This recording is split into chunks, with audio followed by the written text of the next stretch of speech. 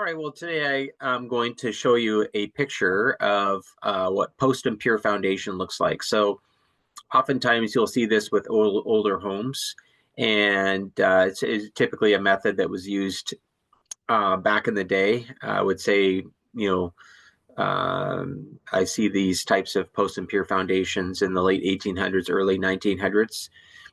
And it is a way in which they did foundations back then. So I'm going to share my screen and show you this so that you can see for yourself. I just went and Googled, post and pier foundation, and Pinterest, of course, had a great picture. And here it is right here. This is essentially what it looks like. So there's often either a square or a circular concrete pad that is poured. And then there's a cradle here. And then the beam sits in a cradle. And there's these piers and these posts that are, along the supporting beam of the underneath of the house. And so this was a way in which they did it back in the day.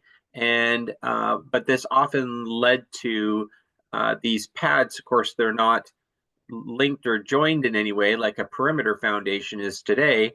And so if there's any settling or soft spots or sinking or what have you, this is what often would create wavy floors in older homes, because these piers and were just not adjoined to one another. And so these pads were just independent. And so if the back corner of the house was a little softer ground, or the front corner was, then that pad would sink slightly, and then so would the post, and then therefore you'd have a uneven floor. So anyway, I just thought I'd show you that so that you could see the difference. Of course, a perimeter foundation is basically just poured concrete all the way around the perimeter of the home, and that, of course, is a more common way of doing things in today's world.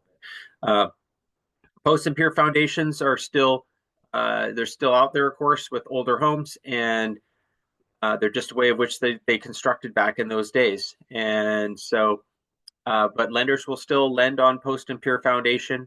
So if you find an older home that has a post and pier foundation, then just like anything else, you'd want to have it inspected. Make sure that the pads and the posts and everything are the way they should be. Sometimes these posts will shift or move if there's an earthquake or some kind of event like that would cause stress. And so oftentimes you can hire companies to come in there and they can shim these or re-level them to make sure that the home is doesn't deteriorate or doesn't that the sloping does not continue to get worse. So anyhow, if you have any more questions about foundations or just real estate in general, feel free to reach out.